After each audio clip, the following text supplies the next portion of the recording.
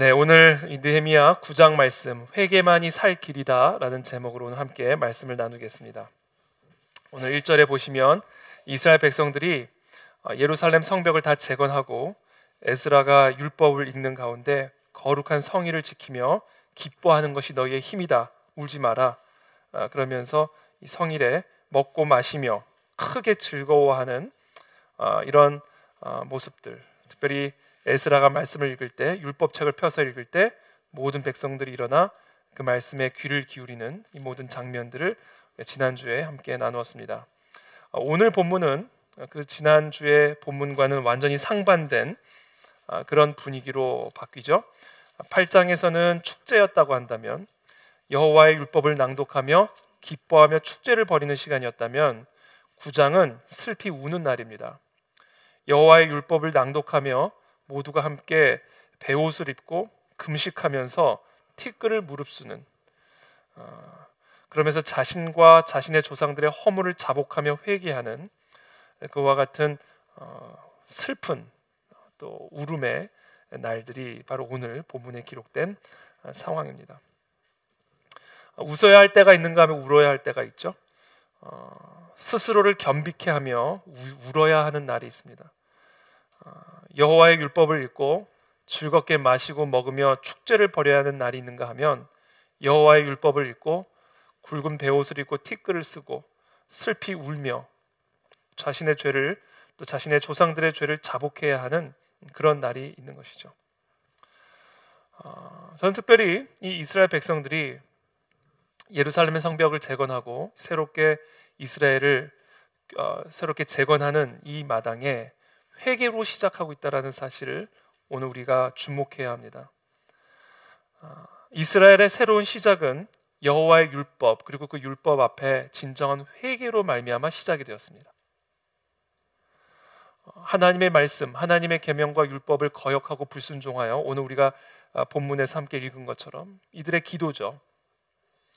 하나님께서 아브라함을 부르시고 또 모세를 통해서 출애굽하게 하시는 이 모든 기적 가운데 여호와 하나님의 그 긍휼하심과 능력을 체험하고도 계속해서 끊임없이 그 여호와를 거역하고 반역하는, 교만한, 목을 굳게 한 이 이스라엘 백성들, 그럼에도 불구하고 하나님은 끊임없이 긍휼을 베푸셨지만, 그럼에도 불구하고 이 이스라엘 백성들은 끊임없이 하나님을 거역했던 그들이 결국에는 하나님의 심판을 받아 바벨론으로 포로로 끌려갔다가 귀환하여 새롭게 예루살렘 성벽을 재건하고 새로운 이스라엘을 시작하는 이 상황에서 이스라엘 백성들은 자연스럽게, 그리고 너무나 당연하게 회개로 시작하고 있다라는 겁니다. 회개로. 여러분, 인생의 새로운 시작은 회개로부터 시작이 되는 것을 믿으시길 축복합니다. 모든 시작은 회개로부터 시작이 됩니다. 모든 새로운 시작은 회개로부터 시작이 돼야 된다. 하나님이 우리 삶 속에서 새로운 일을 시작할 때 어떻게 시작하시는가? 회개로 시작하신다. 그러므로 저와 여러분들의 삶에 하나님의 새로운 은혜가 임하기를 원하십니까? 새로운 일들이 시작이 되기를 원하세요? 그러면 회개로 시작하셔야 된다. 회개는 모든 새로운 시작의 시작점입니다. 이게 회개예요, 회개. 그래서 예수님은 이 땅에 오셔서 공생애를 시작하자마자 가장 먼저 처음으로 시작한 설교가 뭐예요? 회개하라, 천국이 왔다. 회개하라, 천국이 왔다. 바로 이 두 마디가 예수님의 공생애를 시작하신 첫 설교예요. 이것은 무슨 말씀이에요? 천국을 경험할 수 있는 유일한 길은 회개다라는 거예요. 회개. 회개하지 않고 천국에 들어갈 수 없고 천국을 경험할 수 없다라는 겁니다. 우리가 구원을 받을 수 있는 유일한 길은 회개다. 우리 안에 다시 생명이 회복되어지고 기쁨이 회복이 되어지고 능력이 회복이 되어지고 모든 권세와 권위가 내 안에서 다시 살아나고 회복되어지는 그 시작점이 뭐다? 회개다라는 거예요. 그래서 예수님은 오자마자 하신 말씀이 회개하라. 그러면 천국이 너희의 것이 될 것이다. 하나님의 통치가 너희의 가정에 임할 것이고 너의 심령 가운데 임하게 될 것이다. 그 모든 일은 바로 회개로부터만 시작이 되어질 수 있다. 그래서 여러분, 회개를 토대로 두지 않은 기쁨은 없어요. 우리가 누리는, 우리가 경험하는 모든 기쁨은 언제나 반드시 회개의 토대를 두고 있다. 회개를 토대로 두지 않는 생명은 없습니다. 우리의 마른 뼈 같은 영혼이 소생하고 소성하는 이와 같은 생명의 역사는 언제나 회개라는 토양에 뿌리를 내리고 열매를 맺게 된다는 거예요. 모든 기쁨, 모든 생명, 모든 평안, 모든 치유, 모든 권세, 이 모든 천국의 열매들은 단 하나의 토양에 뿌리를 두고 있다. 회개다. 회개. 그래서 예수님이 이 땅에 오자마자 하신 설교도 회개고요, 떠나시면서 하신 설교도 회개예요. 회개가 예수님의 설교의 알파와 오메가였어요.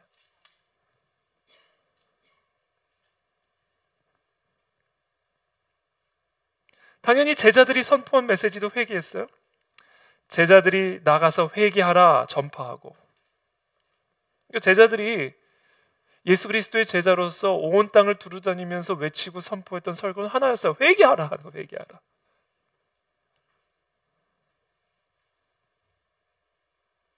그렇기 때문에 저와 여러분들이, 그리고 이 강단에서 날마다 끊임없이 외쳐지고 선포되어야 할 메시지도 뭐예요?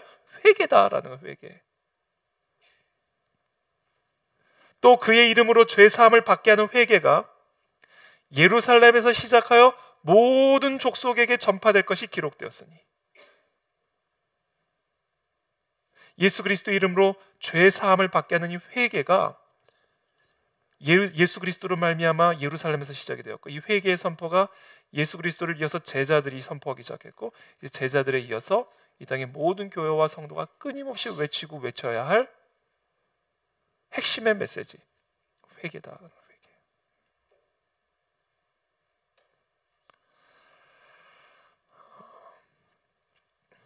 그래서 여러분, 오늘 이 밤에 제가 여러분들과 함께 나누고자 하는 핵심적인 오늘의 설교의 메시지는 이겁니다. 회개가 없으면요, 천국도 없다. 회개가 없으면 치유도 없다. 회개가 없으면 구원도 없다. 회개가 없으면 아무것도 없다. 그냥 죄 가운데, 저주 가운데 죽는 거예요. 그래서 우리는 회개라는 반석을 딛고만 설 수가 있다. 그렇지 않으면요, 허공에 떠 있는 거예요. 허공에 떠 있는 사람은 뭐예요? 죽음이죠. 회개라는 반석을 딛고만 우리는 걸을 수 있고 살아갈 수 있다. 회개가 나의 천국의 반석이다. 그래서 우리는 날마다 회개해야 하고, 회개를 사모해야 하고, 회개를 외쳐야 하고, 회개를 드려야 한다는 거죠.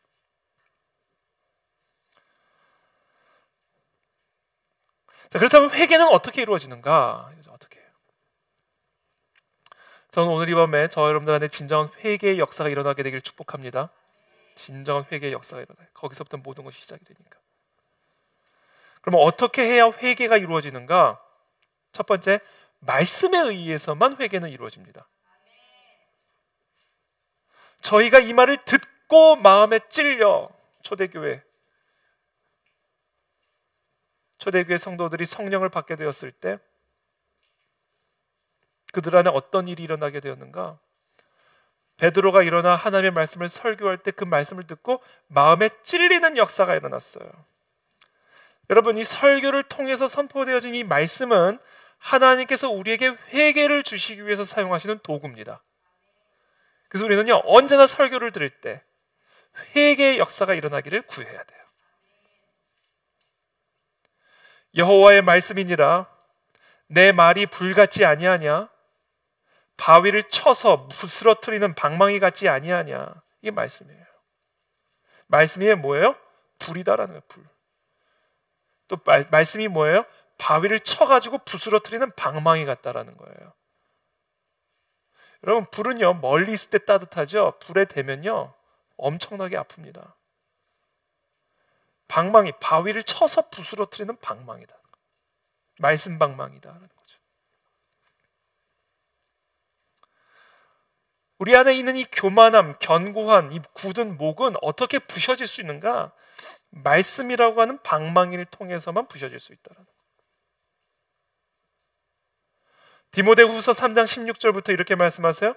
모든 성경은 성령의 감동으로 된 것으로 교훈과 책망과 바르게 함과 의로 교육하기에 유익하니 이는 하나님의 사람으로 온전하게 하며 모든 선한 일을 행할 능력을 갖추게 하려 함이라.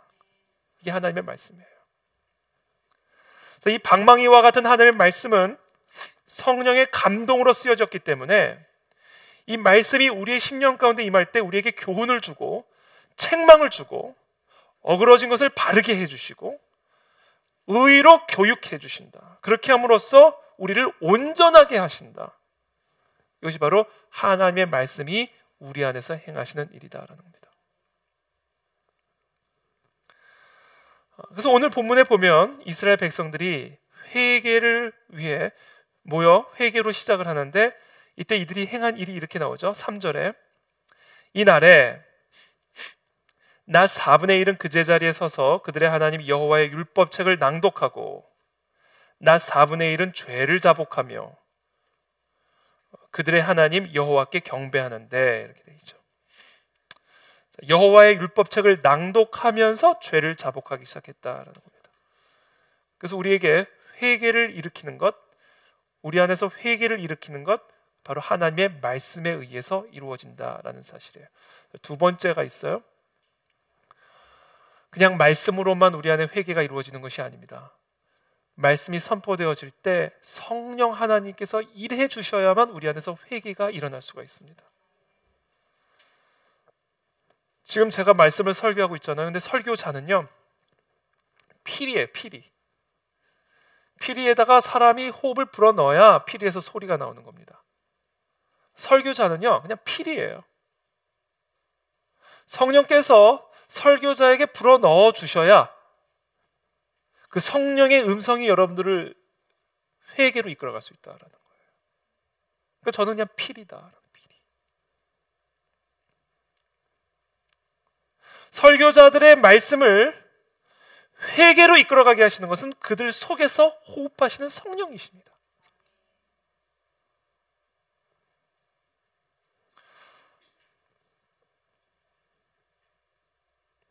베드로가 이 말 할 때에 성령이 말씀 듣는 모든 사람에게 내려오시니 이렇게 되어 있잖아요. 사도행전 10장에 보면 베드로가 이 말을 할 때에 성령이 말씀 듣는 모든 사람에게 내려오시니 성령께서 베드로를 통해서 말씀하셨을 때 그들 가운데 진정한 회개의 역사들이 일어날 수가 있게 됐다는 거죠.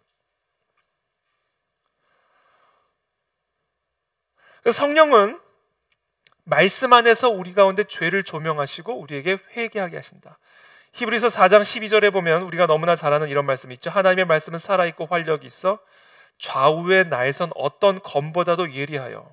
자, 이 하나님의 말씀, 지금 제가 선포하고 있는 이 설교의 말씀이 살아있게 하고 활력이 있게 하는 말씀. 그래서 좌우의 날선 검보다도 예리하게 만들어서 혼과 영과 관절과 골수를 찌르고 쪼개서 우리의 마음의 생각과 뜻을 판단하시는 그 일은 성령께서 하신다. 저는 오늘 이 밤에 이렇게 선포되어진 이 말씀을 통하여 성령께서 여러분들의 심령 속에서 일하시게 되기를 축복합니다. 이것을 우리는 날마다 구하고 간구하고 기도해야 된다는 거죠. 이게 소원이에요. 저의 소원.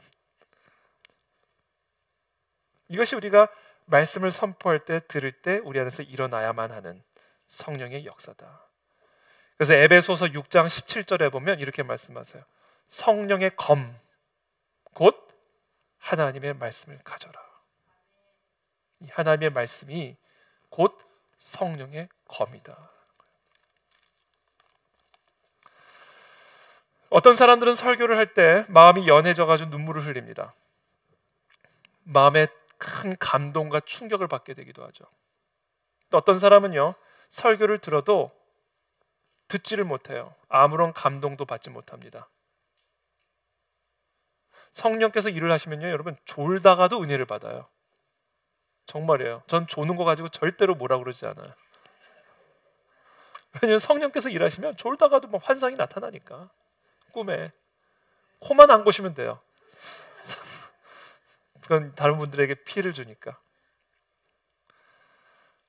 근데 어떤 사람은 처음부터 말똥말똥한 눈으로 처음부터 끝까지 설교를 들어도 마음에 감동이 아무런 감동도 없고 아무런 변화도 없고, 어떤 사람은 설교를 들으면 들을수록 더 선해지는데 어떤 사람은 설교를 들으면 들을수록 더 강팍해지는 사람들이 있습니다. 어떤 사람의 양심에는 강력한 감동과 충격을 주지만 다른 사람의 양심에는 전혀 감동을 주지 않아서 똑같은 설교를 듣고 완전히 다른 반응들을 나타냅니다. 아니, 다 나쁜 반응을 보내는 건 설교자의 문제예요. 그렇잖아요. 다 저 설교는 진짜 이상하다. 그러면 그건 좀 한번 살펴볼 필요가 있는 설교예요. 근데 똑같은 설교를 듣고 누구는 눈물을 흘리고 성령 충만함을 받아서 회개의 결단을 이루고 삶의 변화들을 일으키는데 어떤 사람은 입이 이렇게 나오는, 입이 이렇게.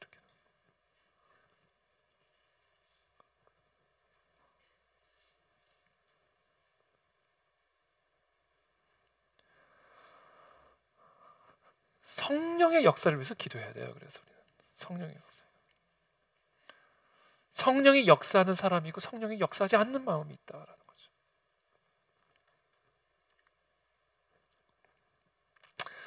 여러분, 회개는요, 다음에 6가지 특수 성분으로 구성되어 있습니다.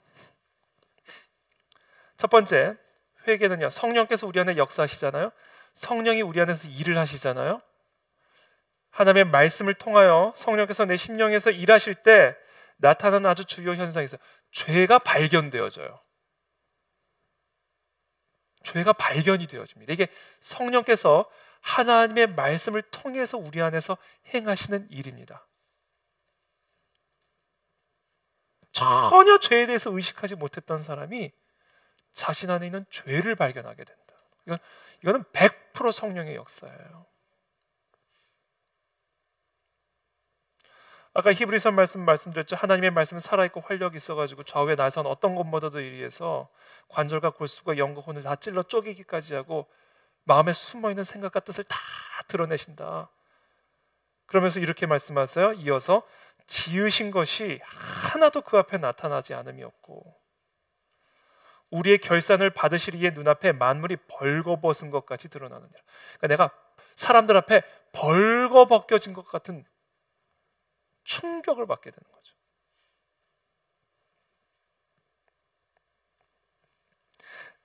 그래서 성령께서 하나님의 이 살아있는 말씀을 통해 우리를 찌르고 쪼갤 때 가장 먼저 일어나는 현상이 나는 죄인이고 죄인 외에는 아무것도 아니다라는 사실을 깨닫게 돼요.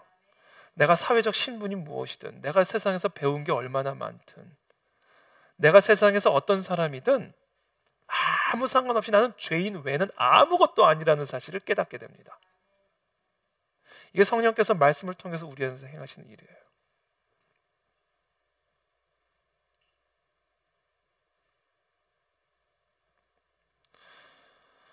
제가 항상 강조하지만 죄인의 가장 중요한 특징이 있어요. 그게 뭔지 아세요? 자기가 죄인이란 걸 모른다라는 거예요. 바리새인 보세요. 예수님이 세리의 집에 들어가서, 죄인의 집에 들어가서 식사를 하니까 제자들에게 따지죠. 어떻게 너희 선생은 이런 불결한 죄인들과 함께 식사를 할 수가 있느냐. 그때 예수님이 뭐라고 말씀하세요? 그 바리새인들을 공격하면서 건강한 자에게는 의사가 쓸데없고 병든 자에게라야 쓸데있느니라. 그러면서 이렇게 말씀하시죠. 나는 의인을 부르러 온 것이 아니요 죄인을 부르러 왔노라. 그러니까 자기를 스스로 건강하다고 생각하는 사람에게는 예수님은 아무 필요가 없는 존재가 되는 거죠. 예수님을 예수님으로 바라볼 수 있는 단 하나의 사람은요, 자기가 죄인이요 병든 자라는 것을 알고 있는 사람만이 예수님을 예수님으로 받아들일 수가 있는 거예요. 바리새인의 가장 핵심적인 문제가 뭐였는지 아세요? 자신이 얼마나 병든 자인지를 모르고 있었다. 자신이 얼마나 심각한 죄인이라는 사실을 모르고 있었다는 거예요. 이게 죄의 가장 중요한 특징이에요. 죄인은요, 자기가 죄인인 줄을 몰라요. 왜냐하면 죄라는 것은 죄를 보지 못하게 만드는 힘을 가지고 있기 때문에 이게 죄예요. 이게 참 재밌는 정의예요. 죄는요, 뭔지 아세요? 죄인지를 모르게 만드는 게 죄예요. 이게 죄예요. 그래서 저는 이 죄를 바리새 바이러스라고 얘기합니다. 바리새 바이러스. 이 문둥병이요, 고통을 못 느끼는 병이라고 그러잖아요. 나병. 무슨 어떤 신경에 문제가 생겨서 고통을 못 느끼는 병이래요. 그러니까 자기가 병든 거를 모르는 거예요. 못질을 하다가 망치로 손을 쳐도 고통이 안 느껴지는 거예요. 그러니까 지금 내가 얼마나 아프고 내가 얼마나 피를 흘리고 있고 내가 얼마나 지금 심각한 질병을 앓고 있는지를 모르는 거예요. 이게 문둥병이에요. 그게 죄예요. 그래서 죄는 죄를 죄로 생각하지 못하게 만들어요. 그래서 여러분, 죄인들한테 물어보세요. 자기는 아무리 생각해도 뭐가 죄인지를 모르겠다는 거예요. 나는 아무리 살펴봐도 내가 왜 죄인인지 모르겠다는 거예요. 아무리 살펴봐도 나처럼 깨끗한 사람이 없는데, 아무리 생각해도 나처럼 법 잘 지키는 사람이 없는데,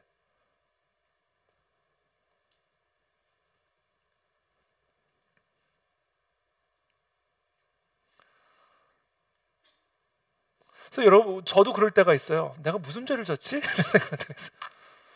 도대체 난 무슨 죄를 졌지? 이런 생각을 할 때가 있어요. 그게 지금 죄 가운데 있다는 얘기예요. 왜냐하면 죄는 죄로 보지 못하게 만드는 그게 죄이기 때문에 그래요.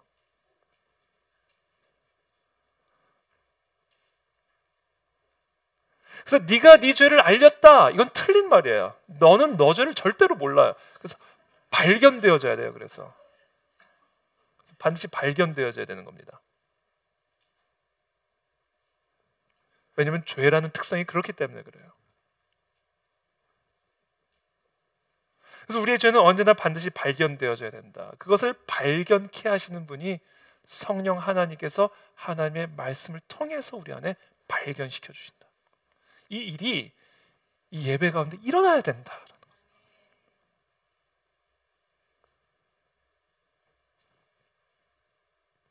다윗 보세요. 다윗. 밧세바를 범하고 밧세바의 남편인 우리아를 죽였어요. 이게 보통 심각한 죄입니까? 그것도 딴 사람도 아니고 다윗과 같이 하나님의 마음에 합했던, 그 하나님을 경외하는 그 다윗이 그런 심각한 범죄를 저질렀단 말이에요. 그리고는 아무런 양심의 가책도 없이 하루하루 왕으로서 살아가고 있었어요. 그러던 어느 날 하나님이 누구를 보내시죠? 그렇죠. 말씀을 보내신 거예요. 그게 나단 선지자, 설교자를 보내신 겁니다. 하나님의 말씀을 보내신 거예요. 그리고 이 나단의 설교를 듣는 순간, 비유를 통해서 하나님이, 성령께서 나단을 통해서 말씀하시는 그 순간, 다윗 안에, 자신 안에 있었던 그 무시무시한 죄들이 발견되어지게 되는 거예요. 참 놀랍지 않아요? 다윗과 같은 사람이 강간을 하고 살인까지 저질러 놓고도 아무런 죄책감이 없이 살고 있었다는 게 너무 놀랍지 않아요? 그게 죄예요. 죄는 죄를 죄로 보지 못하게 만들어요. 그래서 죄는 언제나 발견되어져야만 한다. 그 일을 하나님은 나단의 설교를 통해서 다윗 안에서 행하셨다라는 거예요.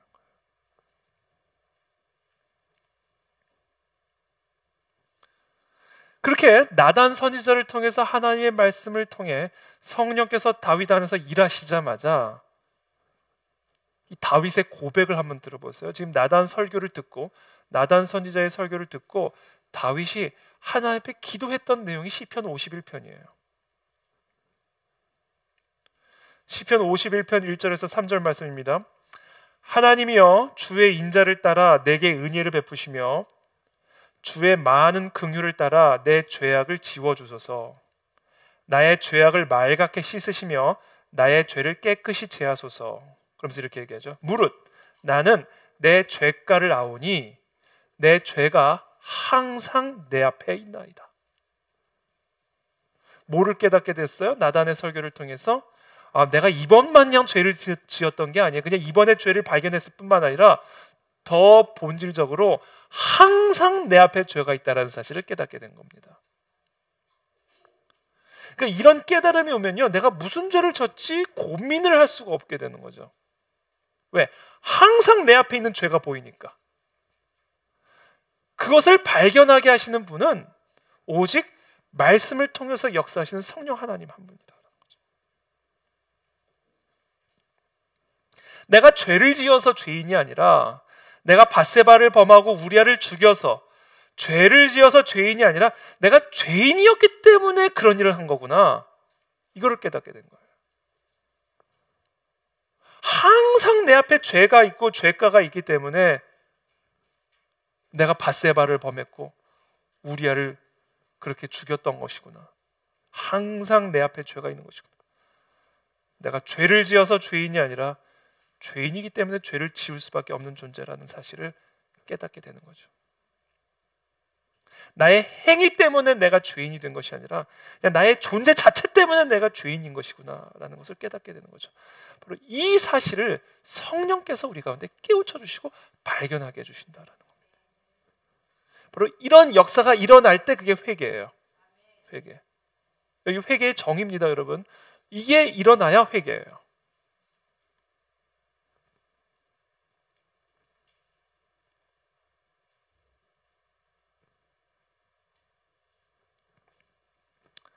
자, 그것을 깨닫게 되면 두 번째, 이제 회개 안에 나타나는 요소가 있어요. 두 번째 뭐냐면, 이렇게 죄를 발견하게 되잖아요.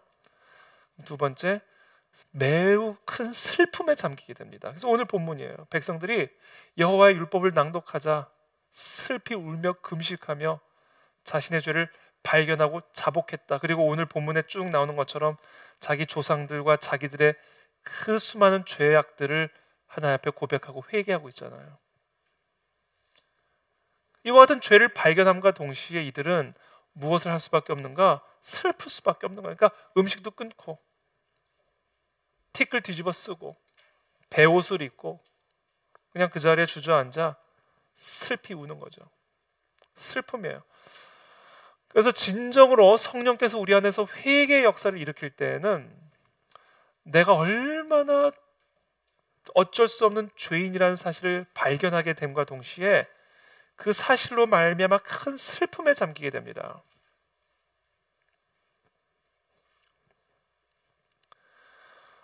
볼기를 친다는 거. 예레미야서에 보면 볼기를 막 쳐요. 볼기를 칩니다. 막 가슴을 쳐요. 굵은 배를 입어요. 오늘 본문처럼 머리털을 막 뜯어요.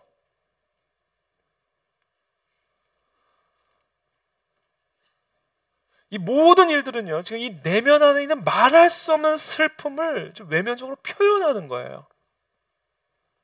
이런 슬픔이 있습니다.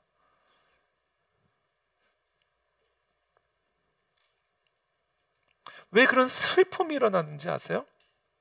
이 슬픔은요, 바로 죄라고 하는 것에 무게감을 표현하는 거예요. 얼마나 무거운 건지, 이 죄가. 정말 이 죄가 가져다 주는 이 고통, 나의 죄를 발견했을 때 내가 경험하게 되는 이 슬픔, 아픔, 고통, 이 무게감에 짓눌려 가지고요, 볼기를 치고 뺨을 치고 배옷을 입고 머리털을 뜯고, 이게 죄의 무게예요. 죄의 무게. 그래서 우리는 죄를 발견함과 동시에 이 죄가 나를 얼마나 짓누르는지 그 죄의 무게감을 경험하게 됩니다. 이게 성령께서 우리 안에서 행하시는 일이에요. 그래서 매우 슬퍼요. 너무 아파요. 고통스럽습니다.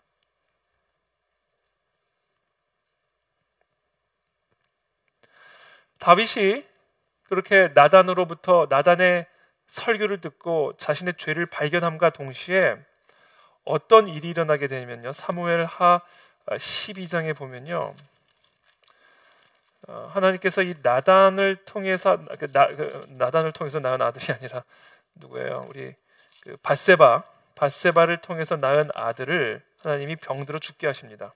그렇죠? 사무엘하 12장에 보면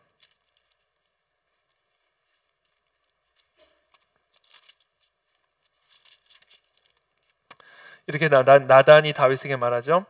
이 일로 말미암아, 14절의 말씀이에요.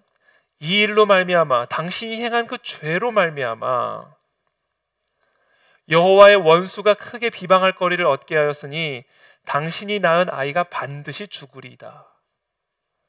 그리고 나단은 자기 집으로 돌아갔어요. 이 나단 설교의 최종 결론이 이거였어요. 그 아들은 죽을 거다. 그리고는 다윗이 그 이야기를 듣고는 금식하면서 밤새도록 땅에 엎드려지죠. 우리아의 아내 다윗에게 낳은 아이 밧세바가 난 그 아이가 병이 들죠. 여호와께서 쳤다 이렇게 됐어요. 그 아이를 심히 앓는지라. 그리고는 다윗은 그 아이를 위하여 하나님께 간구하고 금식하고 밤새도록 땅에 엎드리며 슬퍼했어요. 그 집에 늙은 자들이 그 곁에 서서 17절에 보면 다윗을 땅에서 일으키려 하되 왕이 듣지 아니하고 그들과 더불어 먹지도 아니하고. 근데 그 아이가 병이 든 지 1회 만에 죽었어요. 여러분 생각해 보세요. 자기의 죄 때문에 자기 아들이 죽었어요. 다른 이유도 아니라 자기의 죄 때문에 자기 아이가 8일 동안 시름시름 앓다가 죽어버렸어요. 여러분 이 고통은요, 이거는 이루 말할 수가 없는 거죠. 생각해 보십시오, 여러분. 자신의 죄 때문에 자기 아들이 죽었으면요, 이거는요, 그 고통과 그 아픔을 어떻게 소화를 할 수가 있을까요? 그 죄책감에.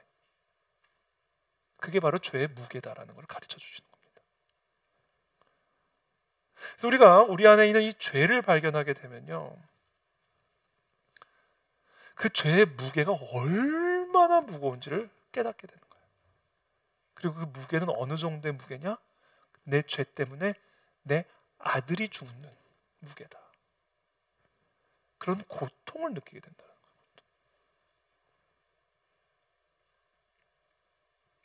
그래서 우리는 이 다윗의 이 사건을 통해서 우리에게 주신 아주 중요한 교훈이 있어요. 죄의 무게는요, 내 아들값과 같다.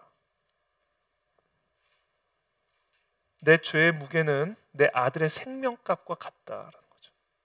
이게 죄의 무게. 이걸 느낀다는 거예요, 우리가. 그래서 이 죄를 발견하는 순간 말할 수 없이 아프고 슬프고 고통을 경험하게 되는 거죠.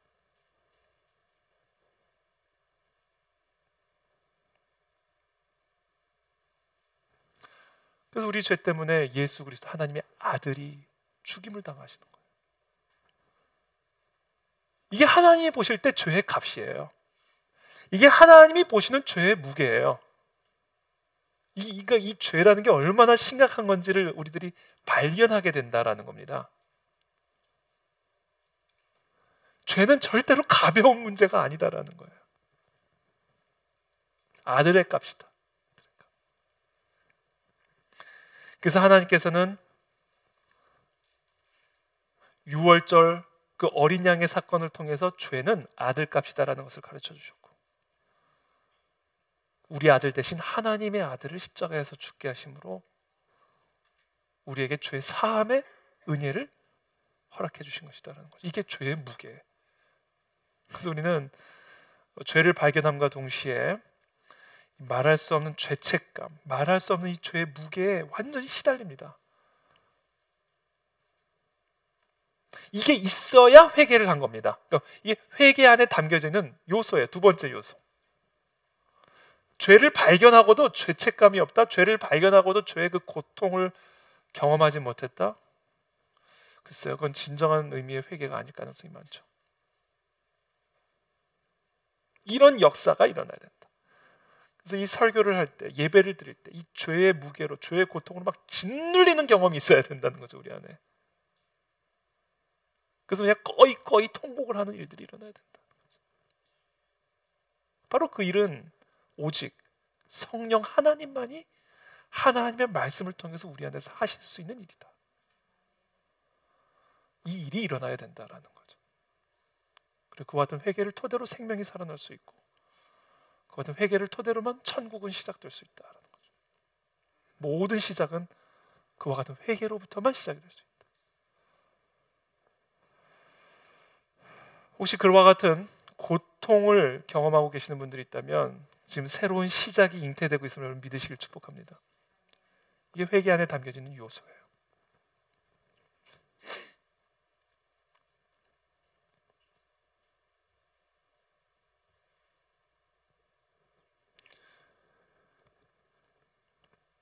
특별히 이 죄에 대한 심각한 고통을 경험을 할 때 이 슬픔, 이 말할 수 없는 슬픔이 우리에게 가져다주는 아주 중요한 선물이 있어요. 이게 뭔지 아세요? 이 죄를 해결하기 위해서는 반드시 의사가 필요하다라는 절박함을 느끼게 됩니다. 야, 이거는 내 어떤 의지나 힘이나 어떤 윤리로 될 수 있는 문제가 아니다라는 것을 깨닫게 돼. 이 죄의 무게감을 경험하면. 이 죄가 얼마나 고통스럽고 얼마나 무섭고 얼마나 아픈 건지를 깨달아야 이 죄의 무게를 나를 짓누르고 있는 이 죄의 무게로부터 나를 자유케 할 수 있는 분은 예수 그리스도 외에는 없구나. 의사가 필요하구나. 내가 건강한 자인 줄 알았더니 나는 반드시 의사가 필요하구나. 의사가 없으면 난 죽는구나. 그래서 그 메시아에 대한, 선생이 아니라 메시아에 대한, 어떤 지도자가 아니라 메시아에 대한 절박한 필요를 느끼게 된다는 거죠. 그때.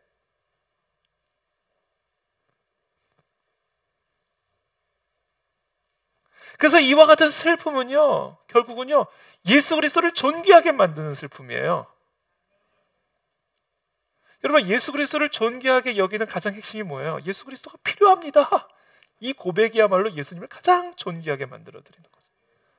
예수 그리스도께서 십자가에서 죽임당하신 그 일이 나에게 아무런 의미도 없는 일이 아니라 그것 없으면 나는 죽습니다 라는 이 고백이 그 예수 그리스도를 가장 존귀하게 높여드리는 예배고 찬양이에요.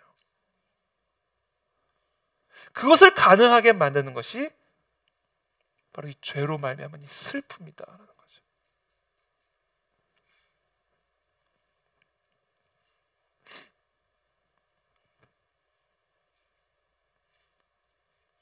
그래서 우리가 이 죄의 무게감을 경험하기 전에는 이 죄책감의 무게, 죄책감이 가져다준 이 말할 수 없는 고통, 나의 죄가 바로 내 아들의 생명값이라는 이 고통을 내가 경험하기 전에는 글쎄 우리의 예배가 진정으로 그리스도께 올려드리는 예배가 될 수 있을까?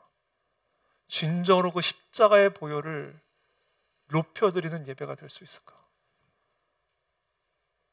그래서 주님이 기뻐하시는 제사는 상한 마음이다라는 거죠.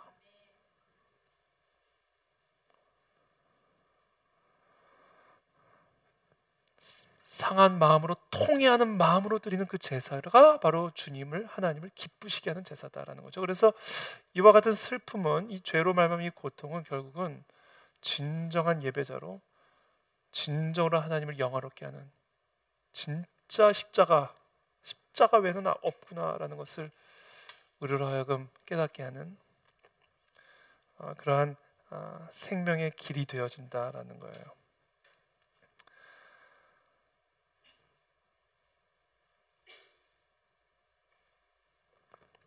자, 세 번째, 회개 안에 있는 아주 중요한 또 요소가 있는데요. 그것은 뭐 죄의 고백입니다. 고백을 하게 되죠. 고백하고 싶어지게 됩니다. 이것을 그냥 말로 고백하게 돼요.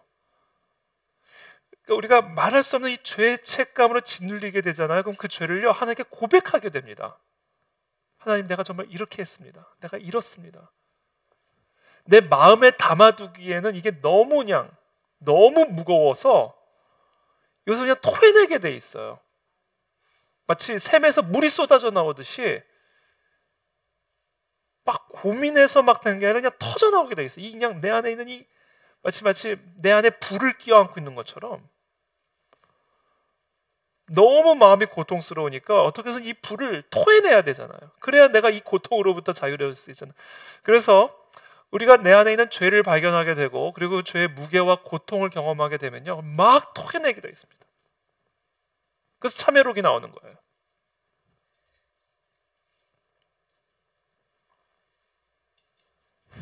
내가 이랬습니다, 하나님. 내가 이랬더랬습니다. 내가 이런 짓을 했고, 이런 생각을 했고, 이런 마음을 품었고, 이런 계획을 했고, 내가 하나님 앞에서 이렇게 했습니다 라는 고백을 지금 쭉 하잖아요. 하나님께서 아브라함을 부르시고 약속의 땅으로 홍해를 갈라면서 인도하셨지만 우리는 교만하게 행했고 목을 굳게 하여 하나님의 명령을 전혀 듣지 않았고, 그럼에도 불구하고 하나님을 용서하셨고, 그와 같은 하나님의 용서를, 긍휼하심을 경험하고도 우리는 계속해서 하나님을 모독했고 끊임없이 순종하지 않았고, 그래서 우리에게 돌아오기를 권하셔서 나단과 같은 선지자들을 보내시면 그 선지자들을 잡아 죽였고, 그럼에도 불구하고 우리를 또 용서하시고 또 보내시고 또 용서하시고 또 보내셨음에도 불구하고 우리는 끝까지 하나님의 말씀을, 하나님의 계명을, 하나님의 선지자들을 모독하고 비방하고 죽이는 그와 같은 죄를 저질렀나이다. 그리고 우리는 지난 70년 동안 바벨론에서 말할 수 없는 이 죄의 값, 죄의 무게를 경험했습니다. 그냥 꺼이꺼이 슬피 울면서 금식하는 거예요 지금. 그걸 지금 다 고백하잖아요. 그래서 오늘 본문이 긴 거예요. 다 고백하고 있는 거죠. 이게 회개의 요소예요. 그러면서 네 번째 요소로 나아갑니다. 그래서 뭐냐면 막 고백하면서 내 안에 말할 수 없는 부끄러움이 와요. 너무 부끄러운 거예요. 너무 부끄러운 거예요. 야, 하나님한테 이런 은혜를 받고도 내가 이랬네. 너무 부끄러운 거죠. 말할 수 없는 수치심이 다가옵니다. 여러분. 이게 죄의 회개 안에 담겨져 있는 모습들이죠. 그래서 심지어 사람도 만나기 싫어요. 너무 창피해가지고. 내가 예배의 자리에 나가도 되나 싶을 정도로 창피해가지고. 내가 이러고도 찬양을 해도 되나? 내가 이러고도 설교를 해도 되나? 내가 이러고도 그리스도인이라고 스스로를 소개해도 되나? 말할 수 없는 수치심에 사로잡혀 그런 생각이 들 정도로 자신감이 싹 사라져 버리죠. 야, 내가 이런 죄를 짓고도 내가 강단에 쓰다니, 내가 이런 죄를 짓고도 사역을 한다니, 야, 내가 이런 죄를 짓고도 그리스도인이라니. 그러니까 막 도망가고 싶고 숨고 싶고 이런 말할 수 없는 수치심들이 느껴진다라는 거죠. 저는 제가 얼마 전에도 설교 때도 잠깐 이야기 나눴지만 주일이 다가오면 내가 설교를 해도 되나? 이런 생각이 들어요. 이게 회개의 역사예요. 회개의 역사. 저는 회개하는 사람입니다, 여러분. 이게 회개 안에서 나타나는 역사예요. 너무 창피한 거예요. 내가 설교를 한다는 게. 야, 내가 이런 설교를 할 수 있나? 너무 창피한 거예요. 그러니까 도망가고 싶고 설교를 조금 좀 내가 좀 덜 부끄럽게 마사지하고 싶어지고 막. 이게 회개 안에서 나타나는 현상입니다.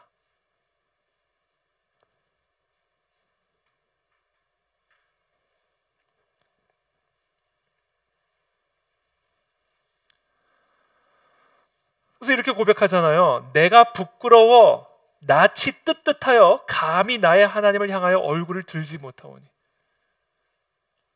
그러니까 기도할 때 세리는 고개를 들지 못하고 기도하잖아요. 바리새인은 그냥 하늘을 향하여.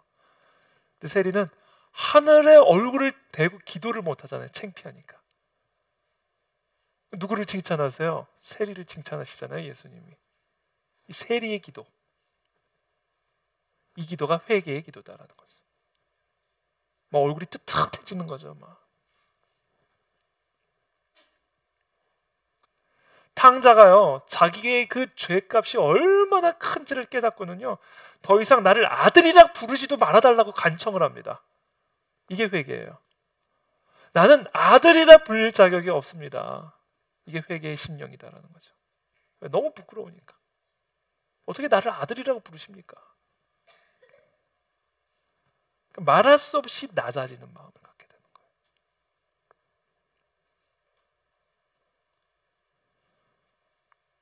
거예요. 아담과 하와는요, 죄를 짓기 전에는 창피함이라는 것을 몰랐어요. 전혀 부끄러움이라는 것을 몰랐던 사람들입니다. 이 아담과 하와는. 죄를 짓자마자 들어온 생각이 뭐예요? 수치예요, 수치. 가려야 되겠다. 숨어야 되겠다. 부끄러움이죠.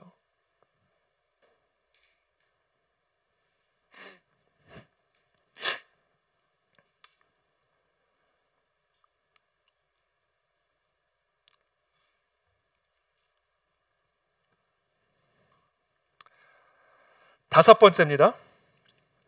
그와 같은 부끄러움과 수치를 느끼잖아요. 그러면요, 어떤 반응이 나오면 그 죄가 막 너무 미워져요.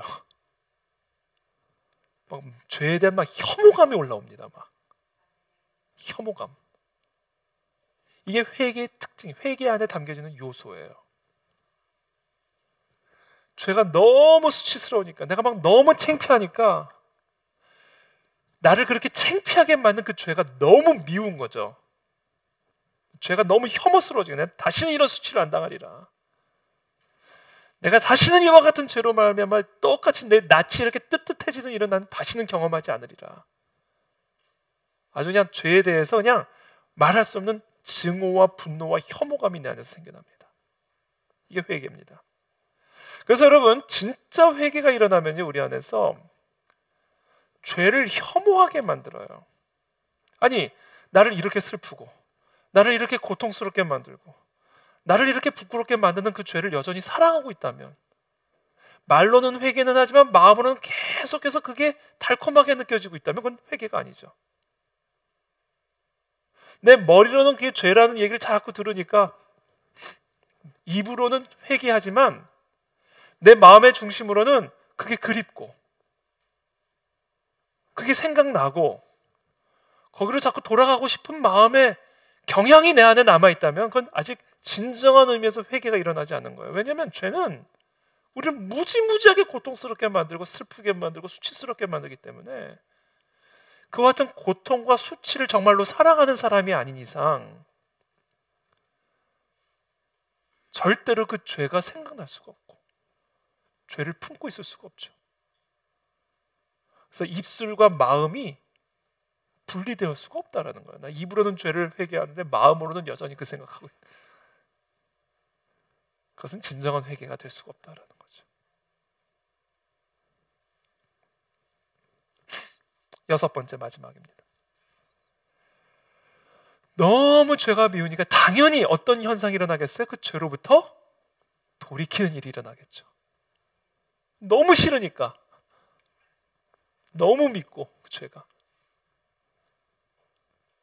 당연히 그러므로 죄로부터 돌아서는 역사가 일어나게 되는 거예요. 이게 회개입니다. 그래서 이게 회개. 우리가 회개란 하나님께로 돌아오는 것, 하나님의 말씀께로 돌아오는 것, 이렇게 우리가 단편적으로 이야기를 하지만, 이 하나님께로 돌아오는 진짜 회개가 이루어지기 위해서는 회개 안에 그와 같은 요소들이 있어야 돼요. 이와 같은 요소가 하나가 돼서 우리로 하여금 여호와께로 돌아가게 만드는 힘이 되는 겁니다. 그리고 그와 같은 힘을 가지고 여호와께로 돌아가게 만드는 그 회개의 역사는 오직 성령 하나님께서 좌우에 나선 검과 같은 성령의 영감으로 쓰여진 이 말씀을 통해서 우리 안에서 역사하실 때만 일어날 수 있는 것이다. 그래서 우리는 이 자리에서 하나님의 말씀이 선포되어질 때 그와 같은 성령의 역사가 내 안에서 일어나기를 준비하면서 이 자리에 와야 하고, 이 자리에서 그것을 소망하면서 예배를 드려야 된다는 거죠. 말씀을 전하는 저도 마찬가지죠. 말씀을 전하러 올라오기 전에 먼저 제 마음 안에 그와 같은 완벽한 준비들을 하고 이 자리에 올라와서 기도할 때, 설교할 때 성령께서는 저와 여러분들 안에서 그와 같은 일을 행하실 수가 있다.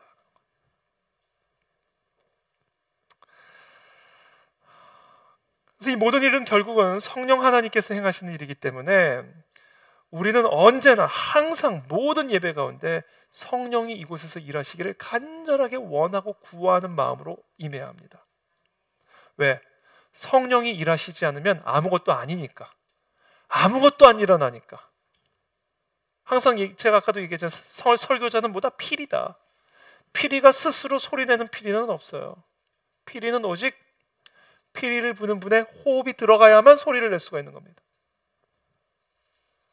그러니까 제가 항상 기도하는 것이 성령 하나님께서 오늘 우리 가운데 말씀을 전하는 자나 말씀을 듣는 자나 우리 모두 안에서 성령 하나님이 일하시도록 간절하게 사모하고 원하는 마음으로 준비하고 한 주 동안 항상 중보하고,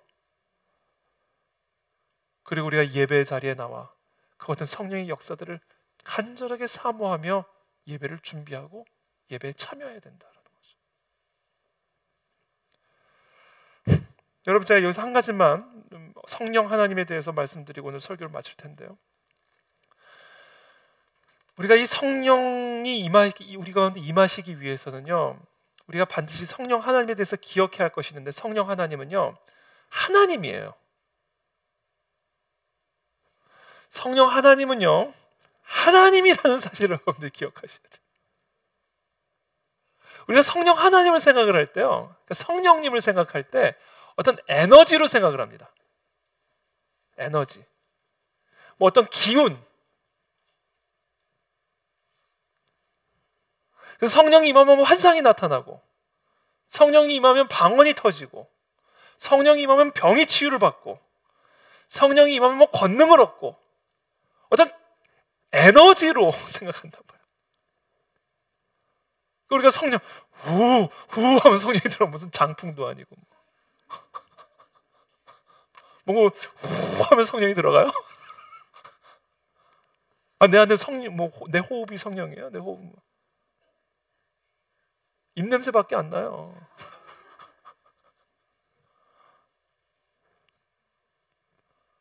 우리가 성령 하나님이 이곳에 정말 임하기를 원하신다면 우리가 반드시 성령님은 하나님이세요. 여러분, 하나님이라고요. 하나님. 자, 하나님이시라는 얘기는 무슨 얘기예요? 하나님은 인격체다라는, 인격체. 성령 하나님은 냄새를 맡으시는 인격체다. 성령 하나님은 보시는 인격체다. 성령 하나님은 들으시는 인격체다. 듣지도 못하고 보지도 못하고 말하지도 못하고 느낌도 갖지 못하는 어떤 에너지가 아니라, 어떤 힘이 아니라 인격을 갖고 계신 하나님이다라는 거예요. 그러므로 인격이신 그 하나님이 이곳에 임하시기 위해서는요, 우리가 어떤 자세를 취해야 되는지 아세요? 저는 두 가지 오늘 말씀드리고 싶어요. 간절히 원해야 돼요. 우리의 어떤 테크닉으로 오시는 게 아니에요. 성령 하나님 이곳에 오시기 위해서는요, 그 인격이신 하나님을 인격적으로 간절히 원하는 마음이 있어야 됩니다. 여러분, 누가 생일을 초대를 했어요. 근데 정말 간절히 꼭 와줘가 아니라 안 오면 좋고 와도 괜찮고 이러면 가고 싶으세요? 생일을 초대를 하는데 오면 내가 오케이, 안 와도 상관은 없어. 그러면 바쁜 시간 쪼개서 그 생일 축하회 파티에 가고 싶으시겠냐? 근데 그게 아니라 전화를 하고 카톡을 하고 초청장도 꼭 와줘. 그래야 우리의 인격이 동화하는 거예요. 그렇잖아요. 그거 똑같은 거죠. 근데 이분은요, 뭐예요? 하나님이에요. 하나님. 그러니까 하나님은요, 아무데나 안 가세요. 왕이 여러분 전화 한 통에 와요? 그럼 대통령이 그냥 내가 이메일 한번 보냈다고 오냐고요? 한낱 왕도, 한낱 대통령도 우리가 초청장을 보내고 아는 사람을 통해서 연락을 해도 올까 말까 한데, 전화 한 통한 리턴콜 하나 받을까 말까 한데, 하물며 왕 하나님이시죠. 하나님. 그분이 이곳에 오시기 위해서 우리는 어떤 태도와 어떤 자세를 취할지 한번 생각을 해보세요. 여러분, 상식적으로, 이거는 상식선에서 그 왕이신 하나님이 이곳에 오시기 위해서 우리는 어떤 자세와 어떤 태도로 그 인격이신 성령 하나님을 맞이할 준비를 해야 할까?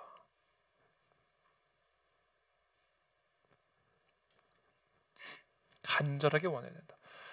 한 가지만 더 말씀, 두 번째, 뭐가 어떻게 되냐? 높여드려야 돼요. 하나님은요, 높임을 받는 곳에만 임하십니다. 성령 하나님은 인격체이시기 때문에 하나님 대우를 받아야 오셔요. 쉽게 말하면 그분에게 모든 주권을 내어드리고 그분의 모든 왕권을 완벽하게 인정하며 그분 앞에 완전히 굴복한 상태로 오시옵소서, 성령 하나님 오시옵소서. 하나님을 하나님으로 우리가 모실 때 그때 성령께서는 이 자리에 오신다. 그러니 우리가 이 자리에 어떤 마음의 자세와 어떤 마음의 태도로 이곳에 와야 할지 답이 나오잖아요. 그렇죠? 그래서 우리는 정말 이곳에 정말 성령 하나님께서 임하셔서 우리 가운데 이와 같은 진정한 의미에서 회심의 역사, 회개의 역사가 일어나고 그리고 그 회개를 토대로 우리의 생명이 소생할 수 있고 그 회개를 토대로 모든 평안이 살아날 수 있고 그 회개를 토대로만 모든 새로운 시작이 시작될 수 있다라는 이 사실을 여러분들 꼭 기억하시고 우리의 예배를 드리는 자세와 예배에 준비하는 태도가 달라지고 변화되어지게 되기를 축복합니다. 그때 우리는 성령께서 우리 가운데 일하시는 회개의 역사들을 경험하게 될 줄로 믿습니다. 오늘 시간 우리 주신 말씀 기억하고 함께 기도하며 나가기를 원하는데요. 우리 하나님은 오늘 주신 말씀 여러분들이 한번 기억하면서 성령 하나님, 오늘 내 마음과 심령 속에서 이와 같은 회개의 역사들이 정말 일어나게 되기를 원합니다. 여호와의 율법을 이들이 낭독할 때 자신들이 얼마나 하나님의 패역하고 부끄럽고 어리석은 죄를 저질렀는지를 깨닫고 그 죄를 자복하며 금식하며 죄를 뒤집어 썼던 이 모습들을 우리들이 바라보며 여러분, 하나님의 말씀 앞에 우리의 죄가 발견되어진 이 밤이 되기를 기도합시다. 죄를 죄로 여기지 않는 이 죄가 떠나가게 도와주시옵시고 죄를 죄로 여길 수 있는 그와 같은 영적 민감성과 예민함이 이 밤에 살아나는 은혜를 허락하여 주옵소서. 죄를 가볍게 여겼던 하나님의 계명 앞에 비추어 봤을 때 분명한 죄임에도 불구하고 죄로 인식하지 않았던 그 모든 죄들을 이 시간 하나님 앞에 고백하고 토설하며 회개하며 나아갑시다. 그때 성령께서 우리 안에서 새 일을 행하실 것을 믿습니다. 함께 기도하며 나가겠습니다.